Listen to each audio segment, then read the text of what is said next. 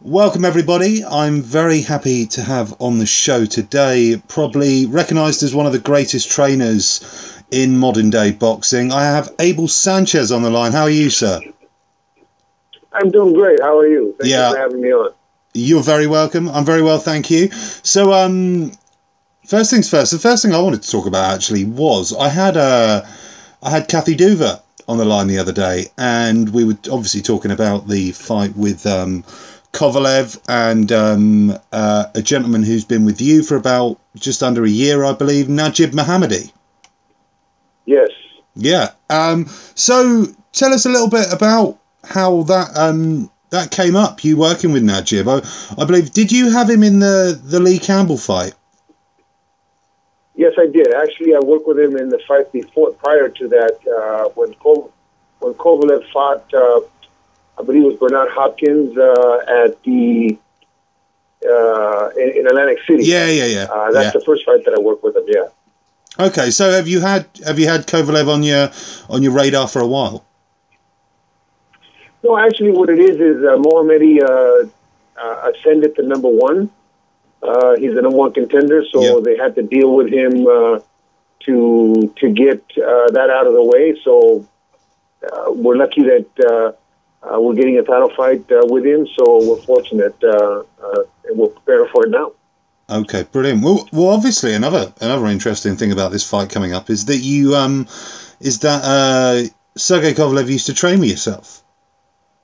So yes, he trained with me for about a year and a half, I think, a year and 4 months. Okay. Is there any regret? You know, he's got 3 belts now. He's sort of running the division. Is there any regret you're still not working with him? No, of course not. We're sometimes fighters go on to other coaches and develop even further. I think that Sergey is the premier light heavyweight in the world right now, and John David Jackson's done a great job with him, and I'm happy for him. Okay, brilliant. Good to hear that. So, obviously, you know, what do you think, Najib? You know, Sergey's a big favourite here, I'd say, in this fight. I think most people are saying that. What does Najib have to do to beat Sergey Kovalev, one of the, you know, as you say, the premier light heavyweight in the world at the moment? Yeah. Well, Sergey is undefeated and obviously on a roll and doing very, very well. We have to make sure that we don't allow that fact that he's doing so well to get in the way of what we need to do. Najib is a very accomplished fighter. He's earned the right to fight for the title, and I hope that I put a good enough game plan together so that we can dethrone him. He's not going to be easy, I'll tell you that. It's going to be a very, very difficult fight, but that's why these guys work to, like I said, to get to number one, and once you get to number one, we have an opportunity, and then we got to take advantage of it. Of course. Well, all the best with that. It's going to be a good night down in Las Vegas. So lots going on. Now moving on to one of your other, probably your biggest name at the moment. You've got Mr. Golovkin. You've been working with him for a while now. Obviously, there's lots of talk about who he's going to fight next, and a lot of people who don't want to fight him. And you've got the Cotto thing where he's fighting at a lower weight, and then people are even talking about Mayweather. People are talking about Andre Ward. Who would you like to see him fight next? You know, I've been with him for about 5 years now, or he's been with me for about 5 years. I would like to see him obviously fight one of the bigger names, but that remains to be seen as far as Cotto is concerned, because he is the middleweight champion, and Gennady's goal is to unify the titles. Yeah. He is the mandatory, he's the interim champion, he's the mandatory, but it doesn't appear that Cotto wants anything to do with him. But that's okay. We want to fight for the middleweight title. If Cotto vacates, then we'll go for that. Yeah. Right now, Tom Loeffler and the Herman brothers, who are his managers, are hard at work trying to find us an opponent. I hope it's one of the bigger names, but whomever they come up with, we'll be training and preparing for them. Okay. And what, you know, obviously people keep talking about moving up to super middleweight. Do you think you might have to do that? Because obviously Cotto and Canelo look like they're going to fight, which kind of leaves Golovkin. Yeah, go on. I don't know what they're working on as far as a middleweight at this moment. If he does move up, there's been talk of Carl Froch interested in a fight with Golovkin. Yeah. So if he does move up, it could be Carl Froch, but I will have to wait. I would have to wait to comment on any 68 pounders until the Herman brothers and Tom Loeffler get their negotiations out of the way and figure out who it is that we're going to fight. Yeah, is it a little frustrating at times? Because obviously you've been with him for 5 years, so you were on. You're very active. He's very active, Golovkin, probably one of the most active fighters out there. Campaigning at that level. Has the last sort of year or so been a little bit frustrating? Because I remember last year people were talking about a Froch and Golovkin. No, actually it's not frustrating because Golovkin broke into the American scene, HBO scene on September the 1st of 2012. So it hasn't been that long. So we've accomplished a lot in those short 3 years. It's just now a matter of the bigger fights coming along, but as long as he stays busy, it doesn't get frustrating. No. Yep. Okay.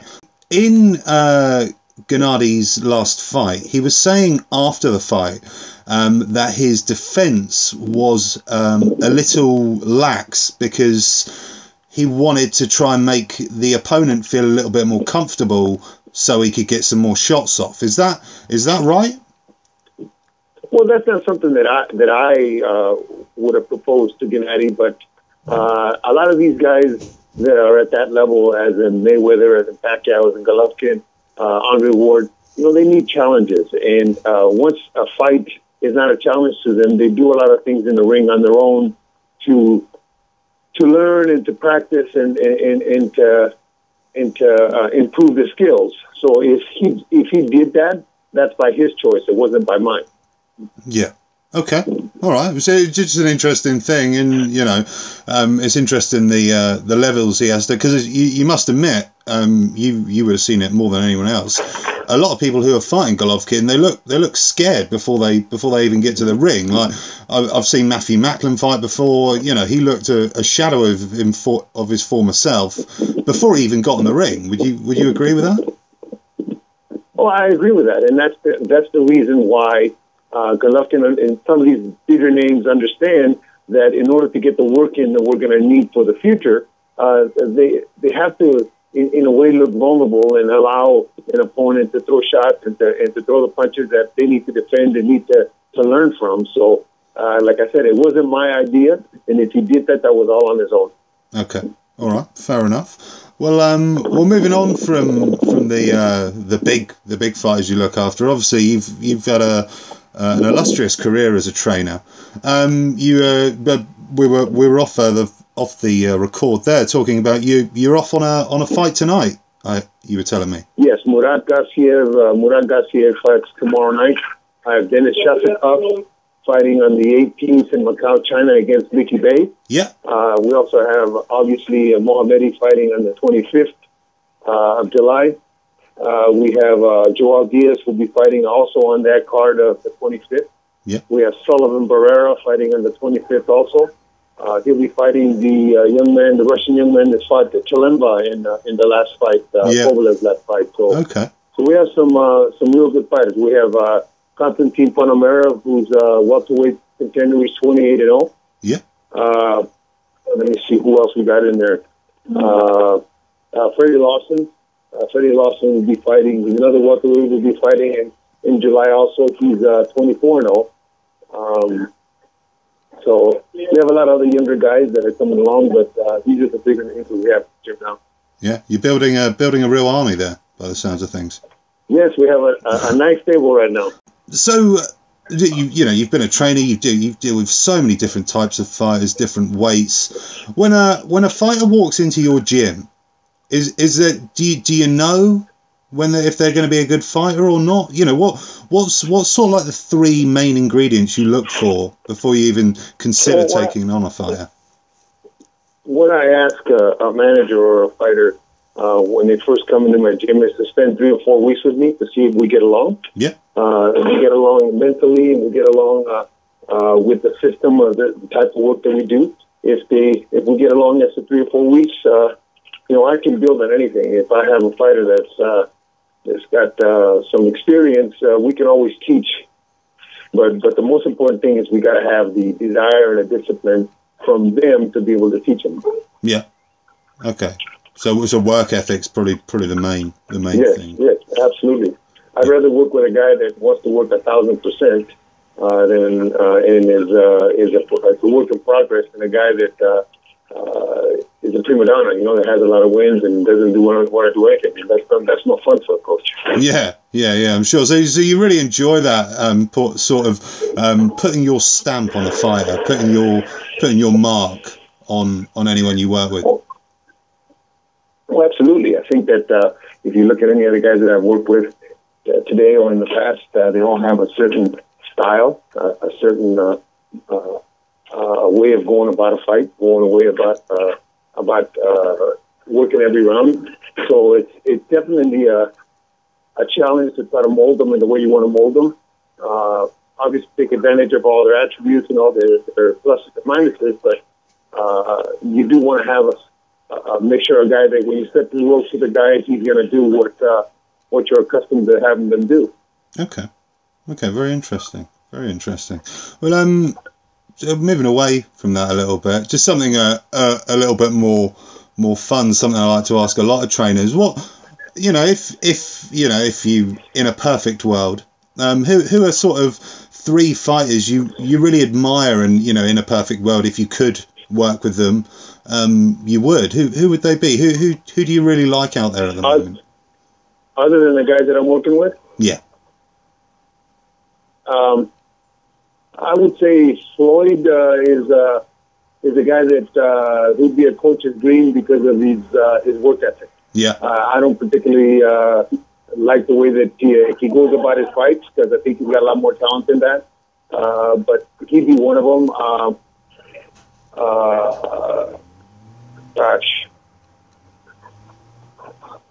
Obviously Kovalev, because of what he's accomplished and what I had before with him. Yeah. Is a guy that, not that I would want to train him, but just a guy that I think is good for boxing. Yeah. There's a young man named Lomachenko that's fighting at featherweight. That is he's very an excellent fighter, and is going to go a long ways just because of his work ethic and how hard his father drives him. Yeah. Those are the kind of guys that I like to work with. I like to work with the guys that are willing to put out what they need to put out to be great, not just successful, just great. Because in this business, there's only so many spots for the great ones. Yeah. Okay. Well, very interesting. Well, it's funny you talk about Mayweather there, and you say you don't like the way he goes about his fights. So I assumed that you were talking about in the ring. If you worked with someone like Floyd, would you like to see him be a little bit more ambitious? Do you think he could do a bit more harm and be a bit more of an exciting fighter? I think his talent. I think his talent is limitless. I think he's such a talented fighter that if he put a little more effort, he'd be getting guys out. Yeah. A little more aggressive, I should say, but he is limitless as far as the talent is concerned. But obviously, you got to consider his age too. He's getting a little up in age, so maybe that's why he's not as aggressive as he used to be in the past. But he's an unbelievable fighter, such a smart fighter. Yeah. Well, as we're talking about Mayweather, I know people are getting a little bit bored of talking about the fight. But what did you make of Floyd Mayweather and Manny Pacquiao? Were you at all surprised with what happened? No, absolutely not. Before the fight, I called. I did several calls, and my remarks to the fight, or what I thought was going to happen, was exactly what happened. He's just too smart, too ring smart for Manny. He made Manny do what he wanted him to do and control the fight. I didn't think it was going to be a bar fight. I thought it was going to be a typical Mayweather fight, and that's exactly what it was. Finally, on that point, who would you like to see him fight next? Finish his career off with? Who would you think would be? Obviously, Golovkin's been talked about. Golovkin, of course. Yeah. So I think that Roberto Duran fought Marvin Hagler, moved up from 135 and fought Marvin Hagler, and gave Marvin Hagler, with the middleweight champ, a great run for his money. I think that Mayweather's smart enough to nullify a lot of Golovkin's strength in powerful shots, and I think it'd be an interesting fight for Mayweather. It'd be a feather in his cap to beat a great fighter like Golovkin. Yeah. And for Golovkin, it would be an opportunity to match his wit in skills against a guy that's very elusive, that's very smart, that's a proven warrior and a proven champion. Okay, that's very interesting. Do you think Golovkin's boxing skills are a little bit underrated by the public because there's so much emphasis on his power? Well, it's not so much the emphasis. It just so happens that all his fights have ended quick. Yeah. They've ended so fast that we don't get a chance to really see his skills against a defensive wizard, let's just say, like Floyd. Yeah. Now, if it came to the point where they can come together with an Andre Ward fight, but I think that the financials are way out of line with that because of who they both are. Yeah. I don't think that's such a big demand fight right now because Ward is just coming back. But if they ever got together, I think that would be a fight that would show us how good Golovkin is as far as his boxing skills is concerned. Yeah. Okay, cool. Well, it's funny coming back to, we're talking about two fighters Golovkin could fight, both not at his weight, and then obviously that would mean there's a catchweight. Obviously, the past week or two has been full of catchweight controversy and things like that. What do you make of it all, Abel? What do you make of all this? Like Daniel Gill? I think that if you're fighting for a world title. If you're fighting for a world title, then I think you should fight at the world title limit. If you're fighting for a non-title fight, let's just say Mayweather decides to fight somebody and it's not for a title and he fights at 53 or 52, then I see no problem with that. It's not for any kind of title. But if you're fighting for a middleweight title, let's just say, as in Cotto's case, against Gill, you should be fighting for a 160-pound title. You should be fighting for 160 pounds. Now, if you're not fighting for a title, then any weight is okay because there's no particular belt on the line. And we were to fight, let's just say we were to fight Andre Ward. Yeah. Andre Ward doesn't have a belt, and we're not fighting for the 68-pound title, then I think that could be negotiated at any point there. Yeah. But if he had a belt and we're fighting for the 68-pound title, no, I think we should fight at 168 pounds. If we're going to fight Canelo, let's just say, or Cotto for the WBC belt, 160-pound belt, then we should be fighting at 160, not at any darn catch weight because it's a title fight. Yeah. So you can. Well, I can see it happening already. If by some chance Cotto did fight Golovkin, he'd probably try and make him do that. But then you've got the problem; they're both world champions. So I think personally, I think it's a case where the governing body should step in. I don't know what. I think you're 100% right. They need to enforce the rules of the limit, or else what's the sense of having a belt in a limit? Yeah. It's it's a bit of common sense prevailing. Hopefully one day, but we'll wait and see. Right. But anyway, well, thank you. I'd just like to thank you so much for coming on, Abel. It's been a real pleasure to interview you. Very nice to get so much information off you, find out what's going on. Wish you all the best for what you got going on this weekend and all the other things you got going on. Thank you very much, and I want to wish Eddie Hearn all the luck and all the English resurgence of great fighters that they got going on there. I mean, I think that's great for boxing. Yeah, I think Eddie's doing a fantastic job there. Yeah, and finally on that point is obviously you spoke about coming to the UK. Is that something that you'd like to do with many of your fighters? Oh, absolutely. I think that these guys are world champions, and we should be fighting all over the world. And Golovkin is prepared to do that and has done that. But the UK, we've been there 3 or 4 times, and we've had a great time. So I look forward to going there again and putting on a show again. Excellent. Well, we'd be more than happy to have you. So brilliant. Well, thank you so much for your time, sir. And thank you very much. You have a wonderful weekend, and I'll catch up with you soon, Abel. Okay, thank you very much. Thank